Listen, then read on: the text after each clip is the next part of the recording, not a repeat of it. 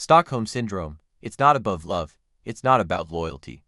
But for years, people believed it meant a victim falling in love with their abuser. What's worse about it is that it is also not about weakness, and it's happening in homes, workplaces, relationships, and entire cultures, and no one's calling it by its name, until now. This is the unsettling truth behind Stockholm Syndrome and its spread in our communities today. You think people stayed with their abusers because they were stupid or that it only happened in hostage movies. But what if the person clinging to, the one who hurt them, is you? Yes, you, but not in a dark vault, neither with a gun to your head. But in your job, your relationship, your culture, and you didn't even know it had a name. Yay, that was Stockholm Syndrome. And no, it's not what they told you it was. In this video, we shall explore the naked truth of what Stockholm Syndrome really is, and not what you think it is. We shall explore historical facts that confirm the origin of how the word Stockholm Syndrome came to be in existence today, and what to do at an early stage when the symptoms are not too obvious to the physical senses. Now, let's dig in. The first erroneous fact about Stockholm Syndrome is that people fall for their captors because they're weak. In 1973, during a 6-day bank robbery in Sweden, 4 hostages began defending the man who held them at gunpoint. Why? Because the police were acting slow, careless, and even dangerous. One hostage said, "I trusted the robber more than the police." This wasn't love. It was fear mixed with desperation, wrapped in a broken sense of safety. But here's the shocking truth. It wasn't weakness that led to the first known case of Stockholm Syndrome. It was abandonment by the people meant to protect them. The real seed of Stockholm Syndrome is not emotional weakness, rather it is emotional isolation. When someone feels trapped and sees no safe exit, their brain rewires.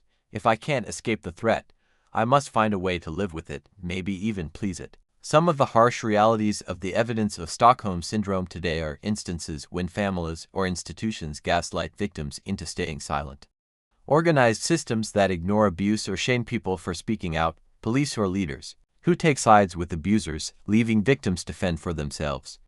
The unsettling truth about Stockholm Syndrome is that it's the system that abandons its victims, and not that people bond with abusers because they're weak. The victims of Stockholm Syndrome always feel no one else will show up, and that often holds them in bondage with their captors. The next erroneous fact about Stockholm Syndrome is that people believe Stockholm Syndrome is a mental illness that happens to a few unlucky people. After the 1973 bank heist, the media loved the strange story and coined Stockholm Syndrome. Later, in 1974, when millionaire's daughter Patty Hearst was kidnapped and later helped her captors rob a bank, reporters screamed Stockholm again, but real psychiatrists were careful. They didn't classify it. Why? Because what people called Stockholm Syndrome was often severe trauma, coercive control, a survival strategy, and not a disease. Here's the reality. It's not even listed as a medical condition in psychology's official guidebooks. It's a defense mechanism. Most people experience a version of it in daily life, but they never call it what it is. If you think about employees defending toxic bosses, spouses protecting abusive partners, kids trusting abusers in religious or family settings, these are trauma bonds, not rare illnesses. But because society glorifies loyalty and silence, victims hide their pain to fit in. Societal pressure to forgive and forget abuse, traditional media and social media that portrays abuse as passion or loyalty, and cultural beliefs that discourage questioning elders, leaders, or family members are some of the building blocks of Stockholm Syndrome, and also the causes of the rapid rise of Stockholm Syndrome among us today.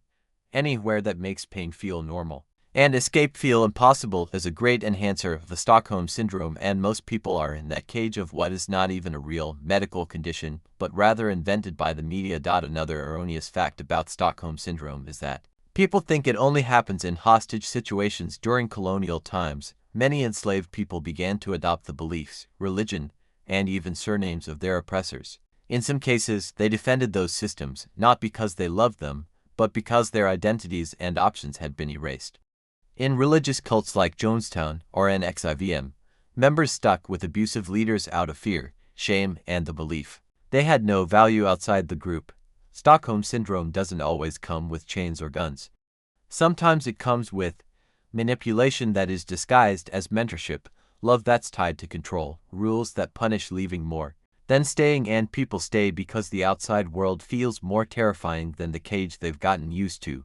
Common practices that encourages Stockholm Syndrome today are toxic work cultures where employees are told to be grateful for abuse just because they're getting paid, religious leaders or political figures who abuse power while demanding loyalty, families that silence abuse to protect the family name, leaving victims feeling safer with abusers than the outside world. The modern building blocks that we overlook that trigger the spread of Stockholm Syndrome among teenagers are cultural teachings that idolize obedience over safety, systems that reward silence and punish resistance, families that prioritize reputation over rescue.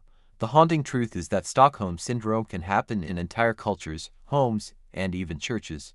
The following are the 3 most prevalent warning signs you're slipping into Stockholm Syndrome. You start defending someone who has clearly hurt you, even if deep down you feel afraid. You feel guilt or fear about telling others what's really happening. You believe that if you just behave better, the abuse will stop. The following is how to escape Stockholm Syndrome early before it eats you alive. Name it. If it feels wrong, it probably is. Saying it out loud begins your escape. The moment you label the situation as manipulation or abuse, your brain starts seeing clearer. Talk to someone safe. An outside voice can see what you can't when you're deep inside the storm. A friend, counselor, or support group can remind you what love and safety really look like. Make one small move toward freedom. Even if it's a call, a text, a journal entry. The brain heals when it realizes there's another option. Stockholm Syndrome thrives in helplessness. The moment you know there's a way out, your brain stops bonding with the threat. On a final thought, Stockholm Syndrome is not a rare illness. It isn't just about hostages and criminals. It's a common survival trick our brains play when we feel trapped and abandoned. It mirrors how humans survive under oppression, how systems manipulate identity, and how easily fear can masquerade as loyalty when trust is broken. The key is knowing it's not your fault, but staying silent might cost you your soul. You don't love the cage, you just forgot what the open door feels like. And once you see Stockholm Syndrome for what it is, you're no longer a victim. You're waking up. So the next time you see someone defending the one who hurt them, don't call them crazy, ask what safety they've been denied. Stockholm Syndrome isn't about love, it's about survival in a world that failed to protect. If this opened your eyes to a truth that's been hiding in plain sight, don't keep it to yourself. Like, share, and subscribe to Untold Realities, where we expose the truths others won't, because sometimes the most dangerous prisons are the ones we don't see. Turn on notifications. The next reality we uncover might just save someone you love.